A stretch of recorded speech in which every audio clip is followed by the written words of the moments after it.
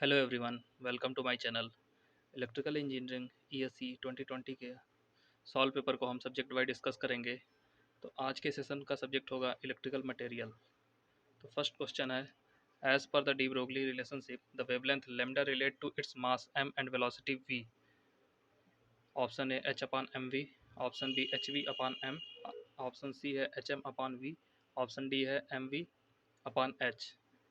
जैसा हमें पता है प्लांक कांस्टेंट जो होता है लेमडा इंटू पी होता है, पी होता है मोमेंटम। तो लेमडा बराबर हो जाएगा एच अपान पी।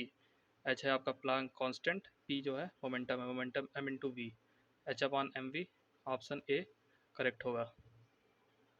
अब question number 2, which statement is are correct. कौन सा स्टेटमेंट करेक्ट है? If two atom with similar ionization potential form a bond, then this bond will most probably be either covalent or metallic।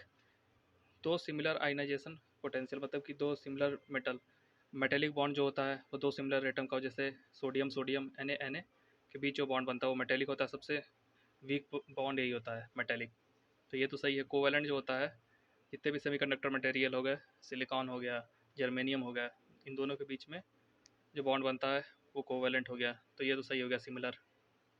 अब statement 2, when atom with different ionization potential form a bond then bond will be mainly ionic. Ionic bond होते हैं आपकी insulator में। Insulator में जैसे NaCl हो गया, Na का अलग होगा, Cl का अलग होगा, दोनों के बीच तो डिफरेंट आयनाइजेशन पोटेंशियल होता है, तो ये बॉन्ड होता है आयनिक। आप स्टेटमेंट 2 भी करेक्ट है। If the atom or molecule already has its outer shell completely full, then bonding between the atom or molecule will be secondary bond when it's solidified। ये भी करेक्ट है। ये सेकेंडरी बॉन्ड होता है जब दोनों का एटम फुल होता है। तो स्टेटमेंट 1 2 3 तीनों सही हैं। ऑप्शन 4 करेक्ट हो जाएगा। अब क्वेश्चन नंबर 3 है, a beryllium titanate crystal is inserted in parallel plate condenser of area 10 mm x 10 mm। The plate having a separation of 2 mm give the capacitance of 10 to power minus 9 farad if the value of epsilon naught 8.854 into 10 to power minus 12 farad per meter square। The relative per dielectric constant of crystal will nearly। देखिए यहाँ पे capacitance का formula जो होता है epsilon not epsilon are, A upon D. ए जो होता है एरिया होता है प्लेट का, और डी होता है दोनों के बीच का सेपरेशन। तो यहाँ आपको एप्साइलन आर निकालना है। सी दिया हुआ है 10 टू पावर माइनस 9, डी दिया हुआ है सेपरेशन कितना है 2 mm, इसको मीटर में चेंज करेंगे 2 इंटू 10 टू पावर माइनस 3, और एप्साइलन नॉट की वैल्यू दी है 8.854 इंटू 10 टू पावर माइनस 12, और एरिया निकाल लेंगे प्लेट का, ये दिया है 10 mm इंटू 10 mm। तो 100 इंटू इसको मीटर में चेंज करेंगे तो मल्टीप्लाई कर देंगे।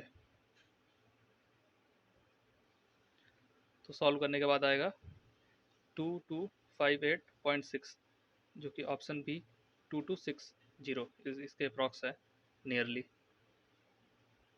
क्वेश्चन नंबर 4 है, a transformer core is carrying AC at frequency 50 hertz. The hysteresis loop has an area of 60,000 unit when the axes of are drawn in unit of 10 to power minus 4 Weber per meter square and 10 square ampere per meter square। If the magnetization is uniform throughout the core volume of 0.01 meter cube, the power loss due to hysteresis will be। तो hysteresis loss का formula जो होता है area of hysteresis loop into frequency into volume of core. तो एक unit का area कितना हो जाएगा 10 टू पावर माइनस 4 इंटू 10 की पावर 2। ये आपका एरिया हो गया, कितने यूनिट है 60,000। तो 60,000 इंटू वन लूप का एरिया हो गया 10 to power minus 4 into frequency दिया हुआ आपका 50 हर्ट्स इंटू वॉल्यूम दिया हुआ कोर का 0.01। तो ये आपका आएगा, मल्टीप्लाई करेंगे तो 6 एंड 5 30 होता है, तो मल्टीप्लाई करेंगे 300 आएगा इसका, 300 वाट। ऑप्शन ए राइट है। अब क्वेश्चन नंबर 5 को देखते हैं, when ferromagnetic are magnetize the direction of magnetization in any domain will be rotate from its preferential direction. This will show an anti isotropic behavior on removal of magnetization force। The total magnetization will in general have a non-zero value। This behavior is due to the crystal anti-isotropic stress, and safe, anti isotropic और safe. तो जो तीनों होता है, crystal भी होता है, stress होता है, सेफ, एंटी आइसोट्रोपिक, तो ये स्टेटमेंट ऑप्शन डी करेक्ट हो जाएगा यहाँ पे। अब क्वेश्चन नंबर 6 है, a paramagnetic susceptibility varies inversely with the absolute temperature for ordinary field and temperature. It is given by the relation zeta जो होता है C अपॉन टी। C यहाँ पे क्या है, ये क्यूरी कांस्टेंट होता है, T होता है टेम्परेचर होता है। तो Curie law of paramagnetic zeta जो होता है C अपॉन टी होता है, सब्स्टिट्यूबिलिटी होती है, और C हो गया आपका क्यूरी की कांस्टेंट, T हो गया टेम्परेचर इन K। तो ये आपका option C Curie law of paramagnetism ये होता है आपका। Question number 7, if the interaction between the atom permanent dipole moment is zero or negligible and the individual dipole moment are oriented at random, the material will be option A ferromagnetic material, option B ferrimagnetic material, option C paramagnetic, option D anti ferromagnetic material. देखिए ferromagnetic में क्या होता है, इसमें symmetric होते हैं। Anti ferromagnetic में क्या होता है,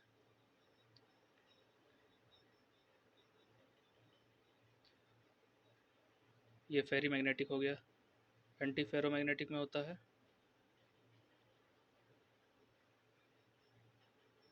ये भी सिमेट्रिकल होते हैं। रेंडम जो होता है वो होता है पैरामैग्नेटिक में, एक यहाँ होगा, एक इधर हो जाएगा, एक इधर हो जाएगा, एक इधर हो जाएगा, इसमें रेंडम होता है। तो इसका ऑप्शन सी करेक्ट हो जाएगा, option C correct, paramagnetic material. 8. The magnetic moment of diamagnetic material are mainly due to the electron spin, angular momentum, nuclear spin, angular momentum, orbital angular momentum of electron, centrifugal angular momentum.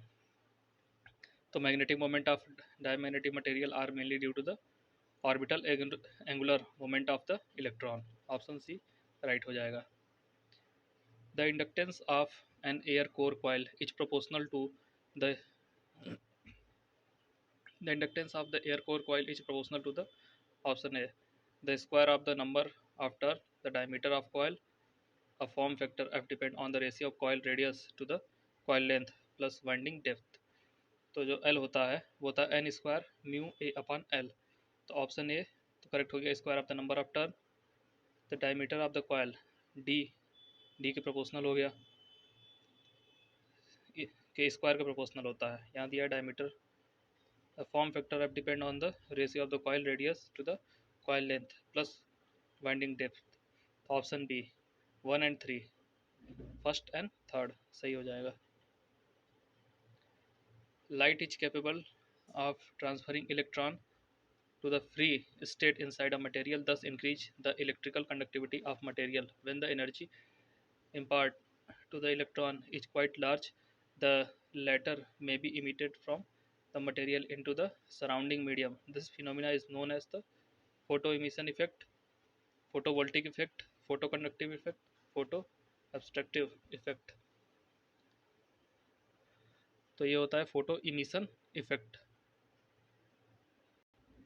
Question number 11, which of the following is correct, conductor contain large number of electron in conduction band, no energy gap exist between valence band and conduction band, overlap. Statement 2 है, semiconductor which energy gap is so large that practically no electron can be given enough energy to jump this gap। Option third, statement third है, an insulator is a solid with an energy gap small enough for electron to cross rather easily from the valence band to the conduction band। तो इसमें statement जो है, conduct large number of electron इसके conduction band में होता है,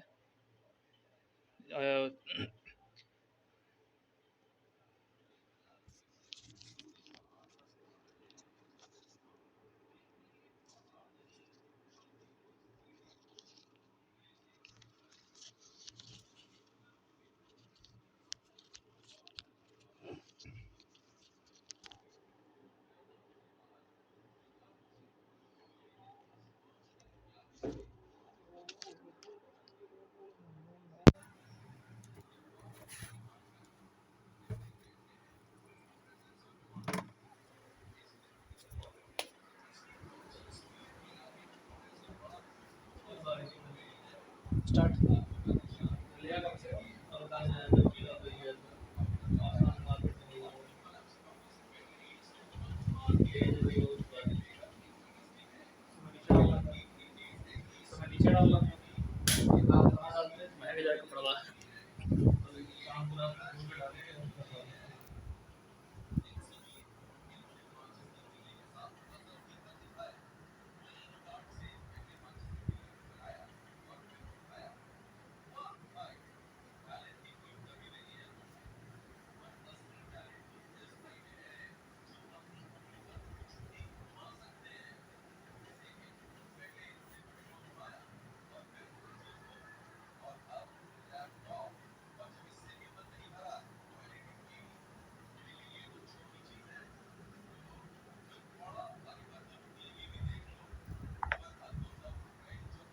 गिराया नहीं।